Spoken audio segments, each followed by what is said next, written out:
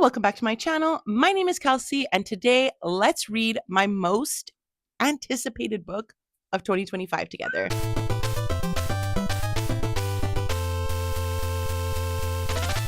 So if you don't know this about me, I am a huge Mona Awad stan. Who is Duffy?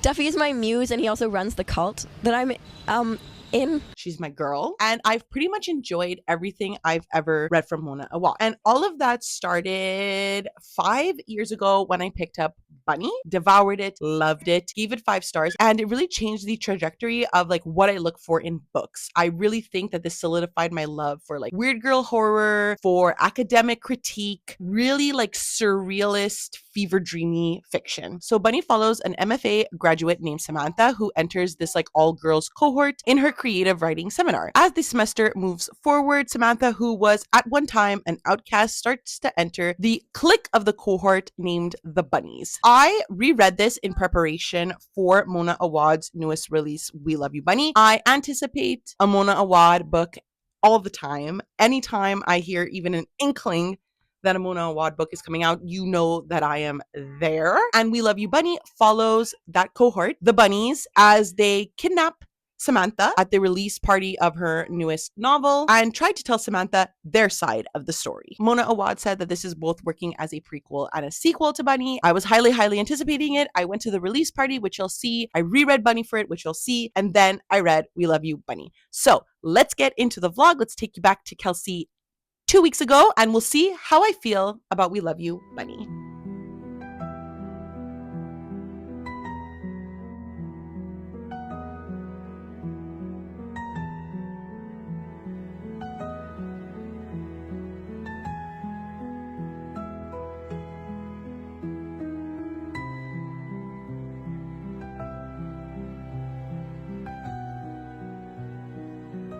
Hello, welcome to the first clip of the vlog. Hopefully Kelsey did a great job at introducing this. This is my Bunny / We Love You Bunny vlog. I am starting it a bit later than I wanted to, but you know, it is what it is. Last night I went to the release party of We Love You Bunny by Mona Awad. I got a signed copy, so I'll just show you guys because honestly, like I love the way it looks. It says, "For Kelsey, love you Bunny, Mona Awad." Adore. Very excited to read We Love You Bunny. But in order to do so, I decided to reread the OG Bunny because I read it in 2020. It's been about 5 years since I read this book, and I wanted to go into We Love You Bunny really refreshed and prepared. I do consider Bunny to be one of my favorite books of all time, and I've never reread it. And that feels weird to say because normally with the books that I absolutely love, I have reread them. And then to go into We Love You Bunny, which is so carefully tied with Bunny itself, I want to have it really fresh in my mind. I'll insert some clips of the event last night. I didn't take a lot of clips, but I do have some, so I'll insert them here. Campus workshops. The story is told from the perspective.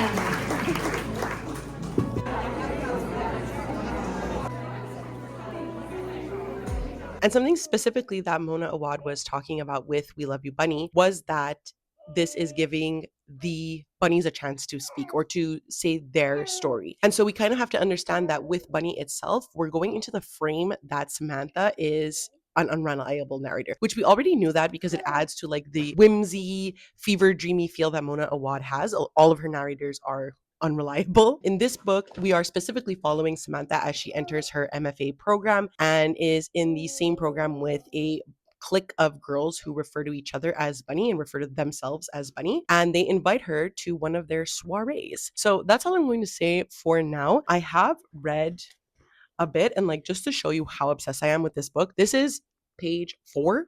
And I have 3 notes on what is going on in this book, specifically talking about the extreme commentary on being not like other girls and how Samantha is using how she is not like other girls to distance herself from the bunnies originally. I'm going to continue reading it now. We just got home from a pretty long walk. I walked 8,000 steps today, and I just posted my vlog where I tried to walk 10K steps every day, and I'm definitely trying to keep up that habit because I do feel better. Trying to keep up with that goal. In case you were wondering if it was happening, you can see in a new vlog here that I am definitely still trying to do that. And I listened to something else because I want to reread Bunny physically and really annotate and write down my thoughts and whatnot. So I needed an audiobook for the walk. So that's it for this preliminary update. I'm definitely going to read more and come back to you with more substantial thoughts on the first 100 pages of Bunny. Hello. So I need to whisper, but I also need to leave the air exchanger on and the fan. So I'm really hoping the sound isn't too bad because I do want to talk about my first initial thoughts on Bunny. Let me change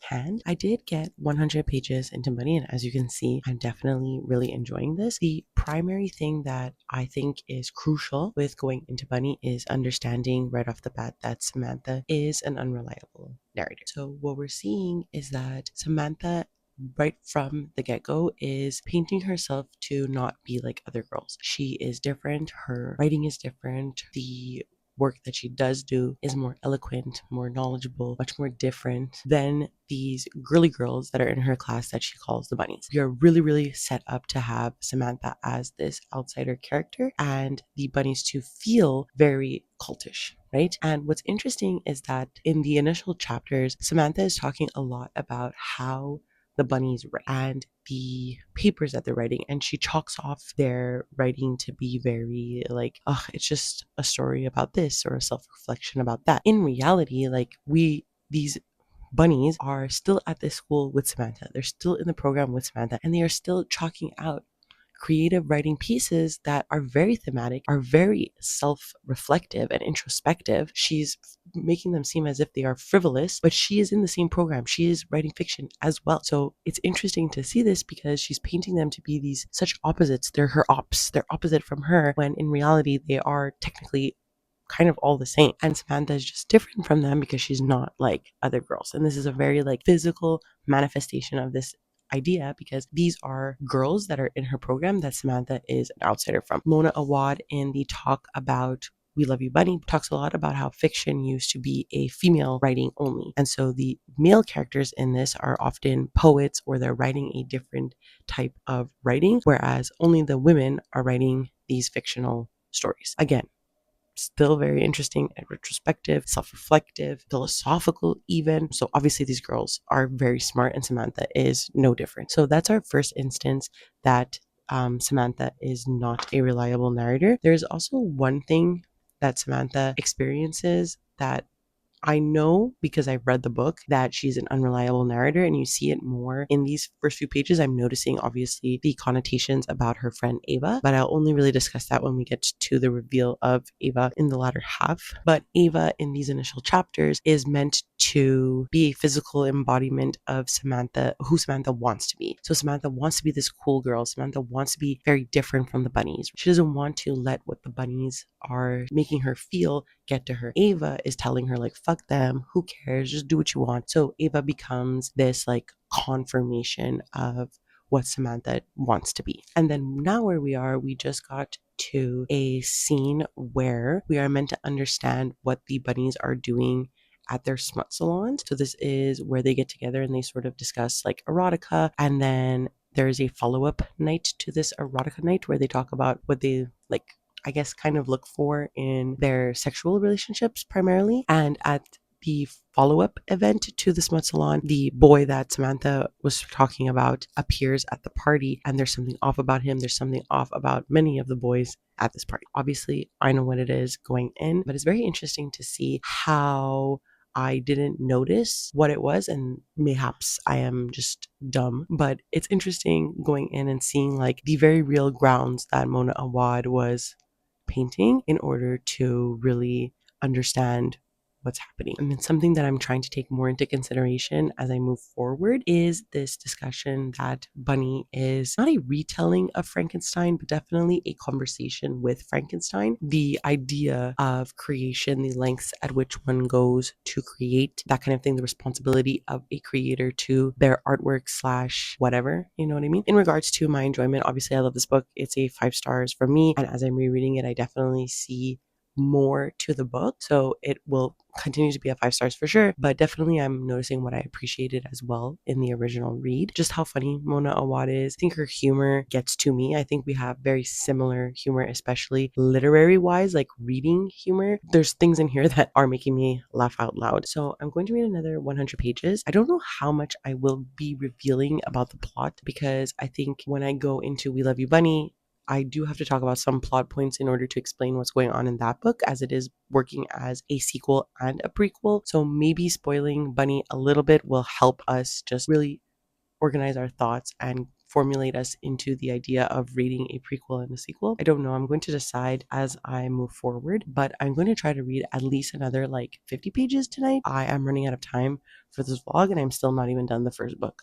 So hello. So I have read another 100 pages, but I'm entering one of the more climactic parts of the book, I believe, where a lot of revelations are going to come through. So I want to talk about the last 100 pages. This is, I would say, the most like fever dreamist part of the book. This is where we really see, I think, Mona Awad's skill for creating an atmosphere that you feel like the character. You feel very lost. You feel very scared, confused, sort of. And that's exactly what Samantha was feeling in this last part. Specifically, one of my favorite things that Mona Awad does in this book is the narration perspective change, where once Samantha enters a workshop where they show her essentially how they create these drafts, boys essentially. She enters the like more feverish part of the relationship the bunnies have with one another, and we enter into a we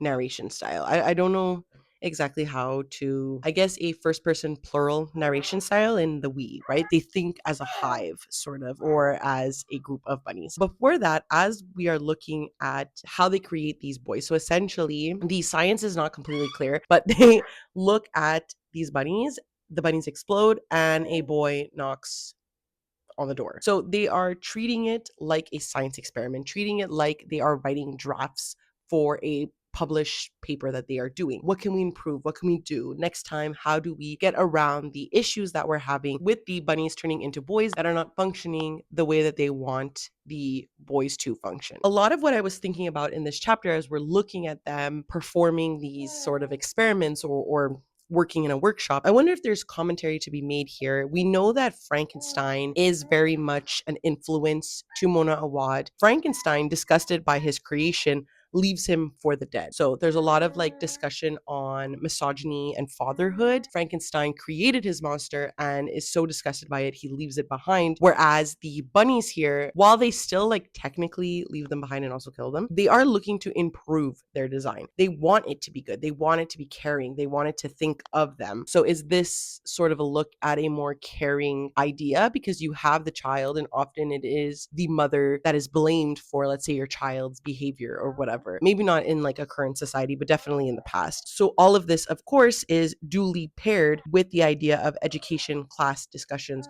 workshops, treating these created people as just objects of a class, object of homework, object of an idea. I thought that that was really interesting. And then, of course, we move into the changing of perspective as Samantha enters more into the bunny world, talking in a we perspective, realizing that the bunnies feel as though they are like gods in a sense. So again, this is very akin to Frankenstein's monster, who thought of himself as like an Adam figure created in likeness of his creator, Dr. Frankenstein, but is off in a way. And that's how the boy bunnies sort of appear as boys, talk, they're able to communicate, but they have little things that make them off. So their hands are always gloved because they are still claws. It's not something that's been revealed yet, but I do know that from later on in the book. They chew on things like a bunny would. So they chew on like the girl's hairs. So that is implying that they are still like a bunny and not necessarily created in the vision of the girls. The girls are constantly talking about how the boys aren't perfect. We are also seeing how often the bunnies are spoken to by men or just considered by men in general, stared at. It's interesting because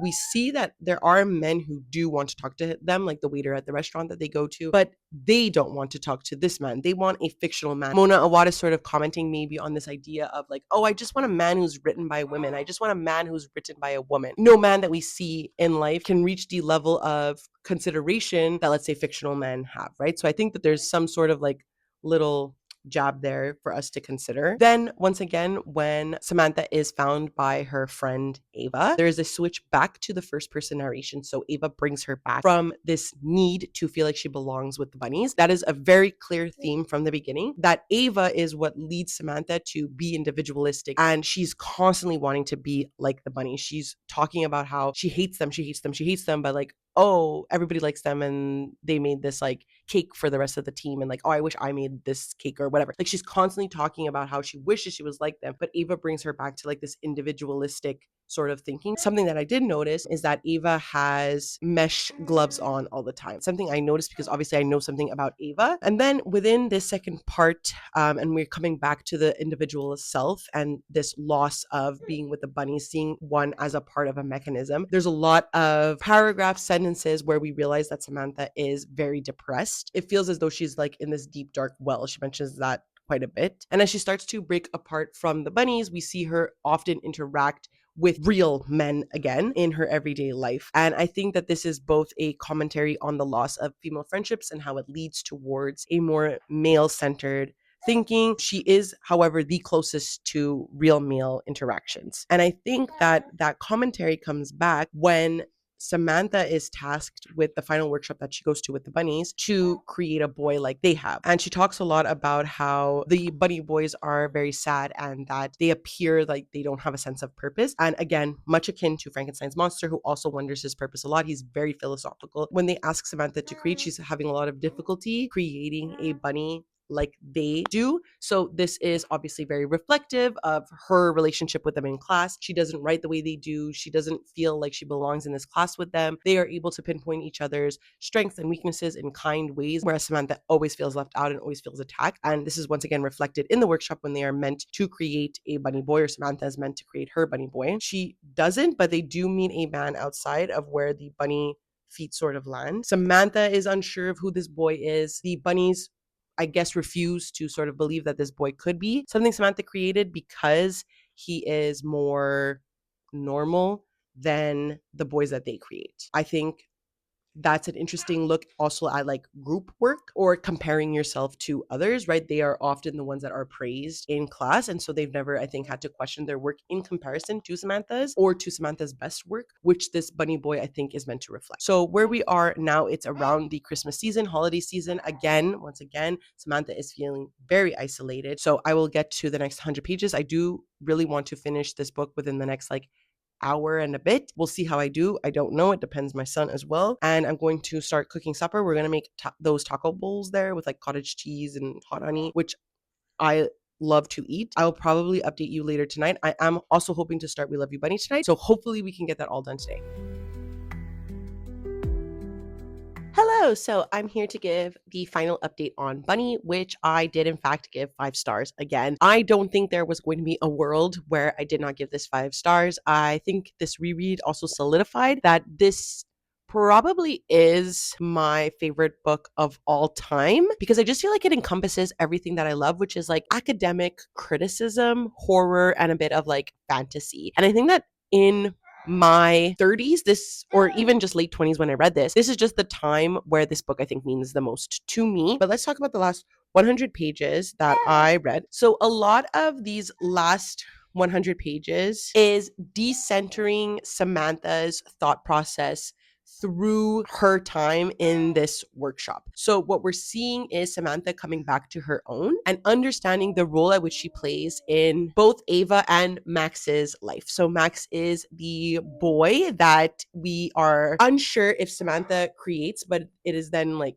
clarified really later on that she did in part 3. We find out that Samantha is, I think this is a criticism of imposter syndrome in a way, tied with this not like other girls phenomenon that Samantha is expressing. Samantha doesn't feel like she belongs, not that she doesn't belong in Warren, because I do think she does, but that she doesn't fit in with the other bunny girls. And even though she constantly pushes them away, she constantly wants to be included in their stuff. So I think that the manifestations of Ava and Max prove to readers and to Samantha in a way that she has the talent and is better than the bunnies themselves, and that the bunnies are in fact jealous of her. I think what's interesting is that there are more and more clues as to Ava and Max's roles in Samantha's life. And what's funny is that I don't even think Ava realized who she was, but I feel like the beginning chapters of part 3 are the first times that we kind of see that this might all be in Samantha's head, the overall like complexities of the story and even just the creation of Ava and Max as characters in Samantha's life. Ava mentions that Samantha's always writing, but when we look at Samantha's classes in the book, she isn't writing. She always mentions how she's using older work.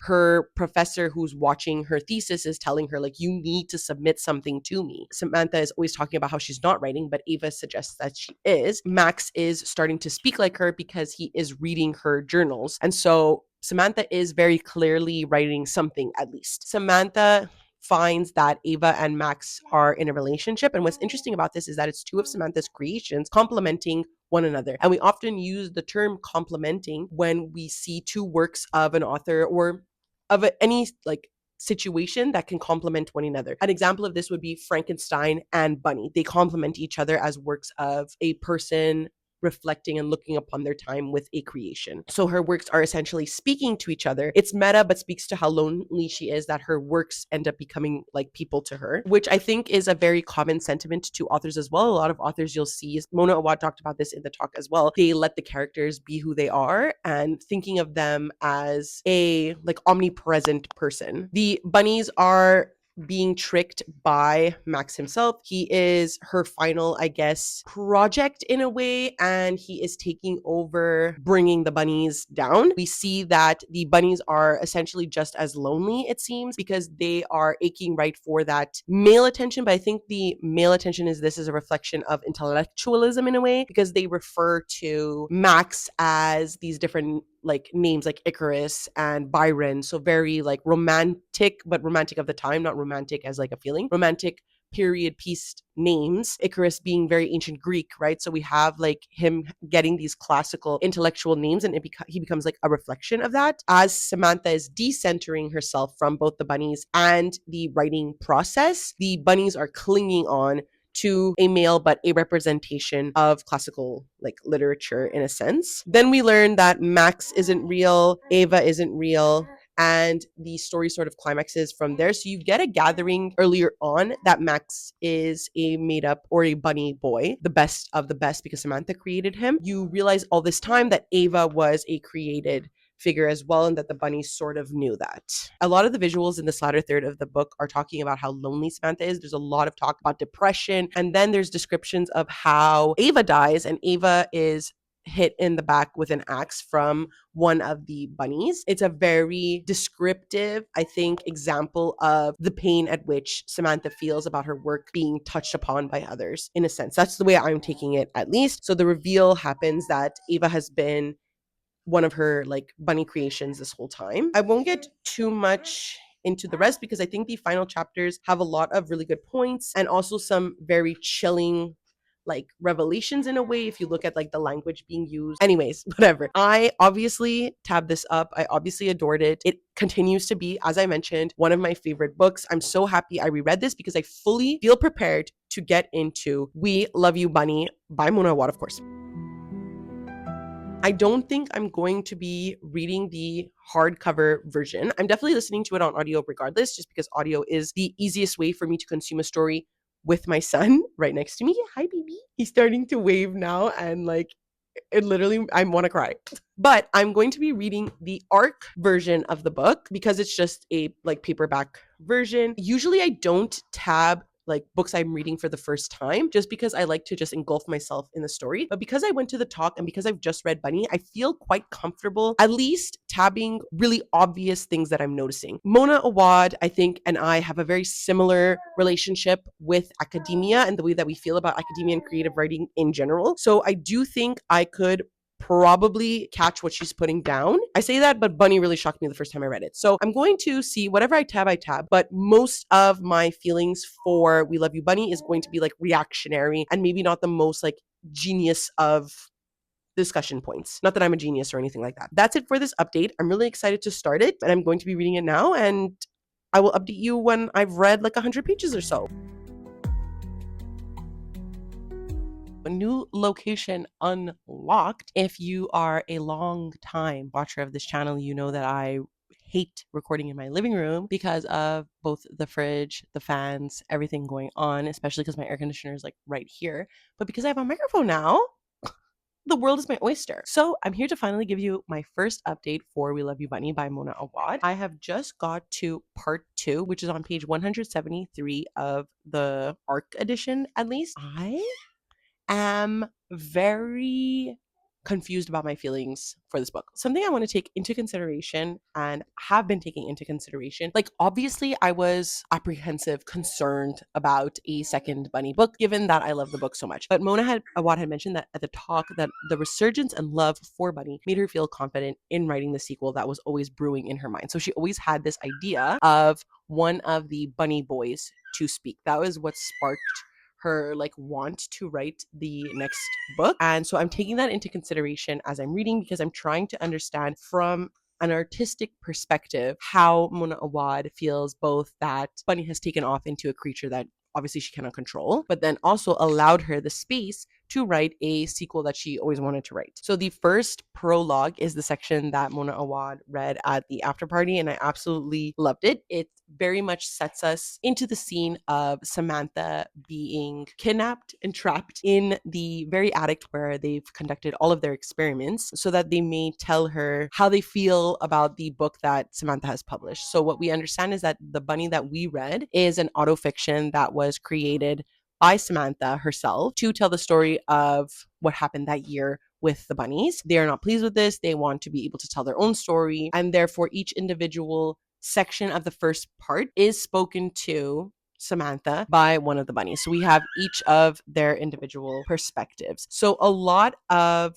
this first part is us understanding what went on during their first semester. So while Samantha was dealing with feeling isolated, feeling alone, and very much leaning towards the men of her cohort, the girls were what we presumed solidifying their bunniness, but we understand by this section that they weren't as necessarily like close or comprehending of one another as they would have liked to be. So there's again this conversation about female friendships, the toxicity that comes with female friendships, as well as a very, very clear, it was underlying in Bunny, but very, very clear here, a homoeroticism that happens within these types of friendship. And that eroticism is highlighted in this idea of creation. Once again, we have to take this concept of creation and pairing it with writing. There's a lot of discussions in this first part about how they feel about creating these personalities that they have developed. And then specifically when they do create their first bunny boy, how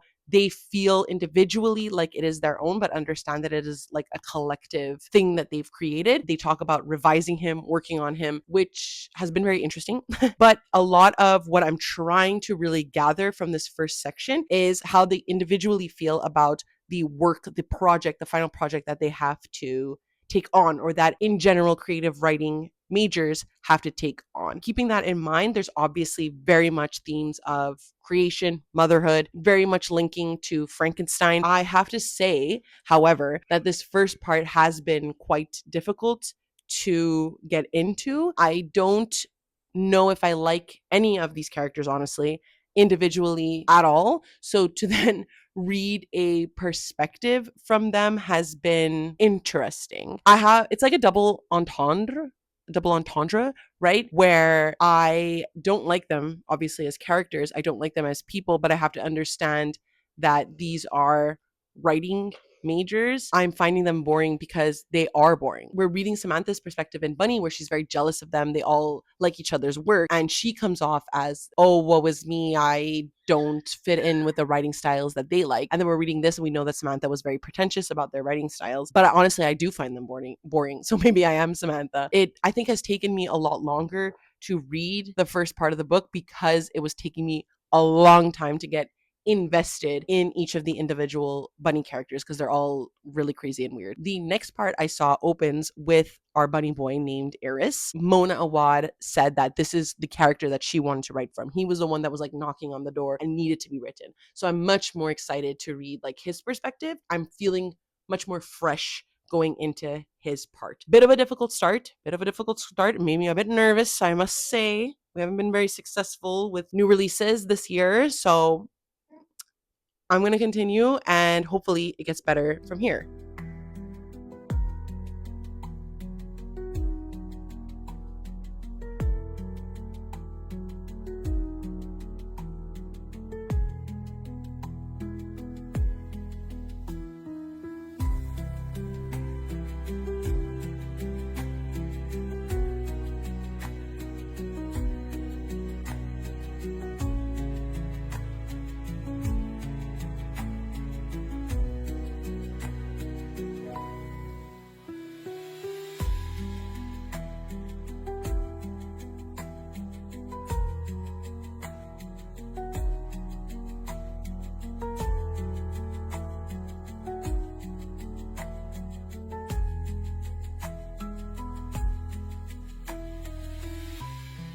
Hello. So it's been quite a bit of time since I last updated. Yesterday, I had quite a busy day. I went to Pilates and then I went to my sister in law's birthday. Today, I had a hot yoga class and I just really relaxed because I'm so exhausted. I don't know if you can tell by my eyeballs. I don't know what the hell's up. I'm probably the most tired I've been. Growth spurt after growth spurt, teething, sick, growth spurt again. Like I feel like we're not sleeping. But before I put my son to bed again tonight, I did want to talk about where I'm at in We Love You Bunny because I did finish part 2 and I'm now in the second half of the book. Page 313 is the next page I'm going to read. So we just finished basically Arius's section, which is the first like bunny boy that they've created. I really, really liked his section. I think I mentioned that already. I think it's quite jovial. It's very reminiscent of the middle part of Frankenstein, of course, where we get the Frankenstein's perspective, his journey by himself, the atrocities that he's committed because he's confused and doesn't know what's going on, but very angry as well. So he sort of lashes out in these criminal behaviors, which Arius does as well. But Arius is also having a lot of philosophical musings about who he is, what his purpose is, in a way, discovering different aspects of society and how that conflicts with what he learned from what we know as the bunnies, while also running away from them and also running away from the police because he is an ex murderer. So I'm really, really enjoying this part. And the next part we're entering is in the third person perspective. So we're back to them speaking as like we's, which I think I'm interested to see how that part sort of engages with the text. Can I say I'm as into this or as devoted at this point as I was with Bunny?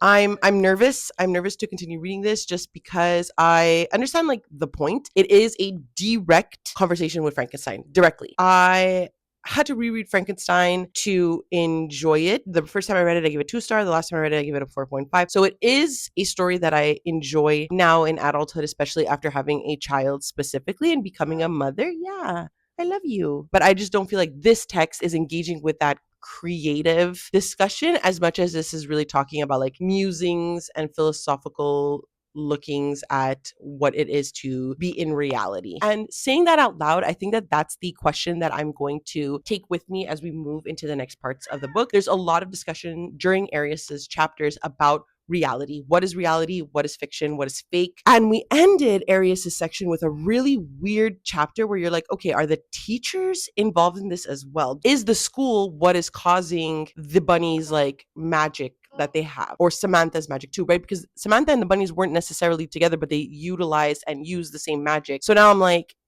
is this something to do with the school? Is it all a dream? Is it all fake? Is it all reality? I don't know. We're only going to know as we move forward into this latter half of the book. So I'm going to put my son to bed, come back and start reading this, but I don't think I will update you. Maybe I will. I mean, if I read until part 4 is over, that's when I plan to update you next. So if I do get there, you will see me tonight. But otherwise, hello. So hopefully you can hear me enough because I have everything on right now because my partner's home and I hate recording when he's home and I hate when he hears me. But I did want to update you because I am now at the last 2 parts of We Love You Bunny, and that makes up the last 100 pages. So I think I'm just going to read the last 2 parts together, especially because I think the last part is only like 20 pages. I'm really struggling with my reading experience of this book because I'm not enjoying it that much. I like what it's saying about creation. I like its conversation with Frankenstein, but I just think Bunny was doing something similar, and I think Bunny did it better. And I don't know how needed this book is. I think Bunny was more eloquent and sharp with its commentary on the academic side of creation, of writing, this fever dream feeling of creating fictional worlds. And I think this one is just so on the nose obvious that I have to wonder. And I know Mona Awad, when she talked about her thought process behind this book, mentioned that she just couldn't get this character of Arius out of her head. And I wonder if it would have just worked better to have just a novella from Arius's perspective, because I'm struggling to appreciate this novel or understand that this is the person who created not just Bunny, but Oswell, Rouge, like books I genuinely love. I don't feel like this is at the same level. Like it just feels campy for the sake of being campy and almost like a joke. I know that sounds crazy harsh and I feel so terrible saying that. I'm really hoping that the last 100 pages can really solidify something for me, because it's been very hard. Like I feel like almost the last updates that I've been doing, I feel like I'm lying to myself and trying to pretend like I'm enjoying it. And maybe it's not coming off that way. I haven't edited anything yet, but the way I feel about Bunny is just not the way I'm feeling about this book. And I'm wondering who this is written for. Is this written for her fans? Is this written for her new fans? I don't want to sound like a hipster, but I've been here. I haven't seen any reading vlogs for this yet. And I wonder if people are struggling like I am with this follow-up to a book that I think arguably is so well loved. I'm going to read, I think, some reviews when I finish this book to really solidify my thoughts, but I'm hoping the last 100 pages will just really surprise me and I'll give this a 4 stars. But right now, if I was treating this book like I treat a book from not a favorite author, it would be like a 2 star. I can't even say it out loud. So we'll see how I feel. Was planning on finishing this today, but we had quite a bit to do today for my son. We had to go to a doctor's appointment just to check up. He's chill, he's cool, he's fine. And then we had to go visit his daycare and plan his integration schedule, which I think is going to be harder for me than it will be for my son, because he was just smiling at everyone, waving at all the little babies, waving at all his new friends. And I was there like, yay. So that was hard for me. Right now I have a lasagna in the oven. I'm going to continue reading this tonight, and I will probably have my final update tomorrow.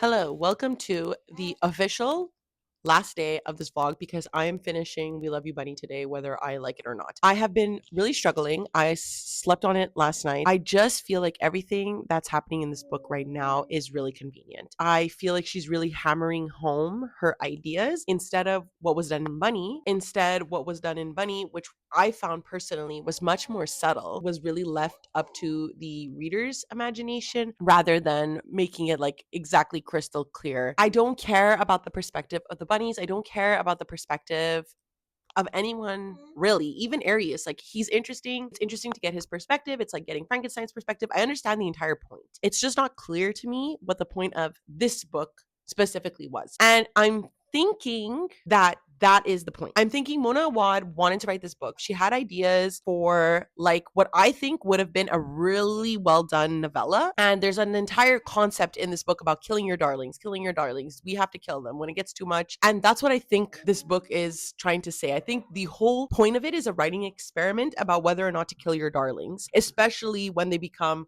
well loved. I feel like mayhaps I'm too meta, but I think that that's what Mona Awad is doing with this book, because she needed to get Arius specifically out of her system. She needed to write a book for him. But I think the point of it is, should an author kill their darlings when their darlings get ahead of themselves, ahead of the author? I'm hoping that's what it is. I think I'm going to watch some discussions on people who really like this book, maybe people who are smarter than me, and we'll see how I feel, because I swear if this was written by any other author, it would have been, I think, a 2 stars for how incredibly bored I am. And that's all I'm going to say for now. So I have about 80-ish pages left, 70 pages left. I will definitely be finishing that. Going to take a breather, probably go out for a walk, think a bit, and then we'll reconvene at the end. Hey. Hi, bunny. So, did my feelings really changed with the end of the book? I think my overall thoughts about what I think Mona Awad was doing solidified itself, and I do think I came to appreciate the overall effort that went behind this book. So it really does pain me to give this book anything less than 5 stars. I think you saw me struggling with that over the course of reading this, because as you can tell, I do have a lot of thoughts and I do think a lot was being done in this book, but I struggled so heavily with this. It took me so much longer to read this than I would have ever even thought. If you would have told me oh, did that take you 5-6 days? It should have taken me a day. And most Mona Awad books do take me a day to read. And I don't want to hear it that I don't get the vision. I understand completely what Mona Awad is doing with this one. And to a level that's almost meta, that I don't even know if she's aware that this is possibly what she's doing with this one. The point of the novel is creative visions taking on a mind of their own paired with authorial intent, looking into the idea of killing one's darlings while blending very gothic and very romanticized writing style a la Frankenstein, as I mentioned. The literary sarcasm and wit towards creative writing as a program and creative writing in general, and narrative structure, class structure, all of that made me giggle. There were many times, the orange tabs are for when I laugh. There were many times that I laughed in this book. I did think it was very funny. And most of the time I do find Mona Awad's writing really funny. Even the voice of the bunnies and Arius was funny at first. However, I fear that everything that I loved within Bunny was sorely lacking in this one. There's no nuance to metaphors in here, no descent into madness that had me questioning the author, nothing. And I mean nothing. I don't want to be scathing, but nothing in this book felt subtle. It's like Mona Awad was taking my head, bashing it with an axe, and telling me that I'm supposed to hate this, and I'm supposed to hate that she let her characters take control of her and that she's unable to kill this world, because that's the point of the book. At the same time, I kind of did like that commentary, but I think it was too long and it made me so bored, and I got the gist of it. I didn't need it to be bashed into my neck the whole reading experience. I don't know. I'm so conflicted with how I feel about We Love You, Bunny, because I understand what Mona Awad is doing, and she prefaces her tour, the release of this book, with this, that she could not let these characters go. They were haunting her, essentially. As she wrote All's Well, as she wrote Rouge, she could not stop thinking about these characters. They wouldn't leave her alone. Part of that is very heavily ingrained in that book, and I do appreciate that. And I appreciate the sarcastic ambivalence that she has towards that. So I'm leaving my rating somewhere in the middle. I'm going to give this a 3 stars. It pains me to say that. You guys have no idea. You have no idea. I'm so saddened by this reading experience that I don't want to talk about it anymore. So that was my experience with my most anticipated book of the year. I'm just sad. So anyways, that's the end of the video. Please let me know down below if you read We Love You, Bunny. Did you feel the same as me? Are you one of those people that's more hopeful about the book? Did you enjoy it? Please, I want to hear that people enjoyed this. Tell me why I'm wrong, please, because I do want to be convinced to like this. So let me know. And if you would like to follow me on any of my other social medias, I do leave a link down below to my Twitter, Goodreads, and Instagram, reluctantly, of course. If you've been following my channel for a while, you know that I put those there because we're all victims of capitalism. So follow me if you wish. And of course, because it is the end of the video, please do not forget to subscribe, and ring the notification bell. It does wonders for my channel. It makes me feel really good. And that's it. I never know how to end these things, so I'll see you next time. Okay, bye!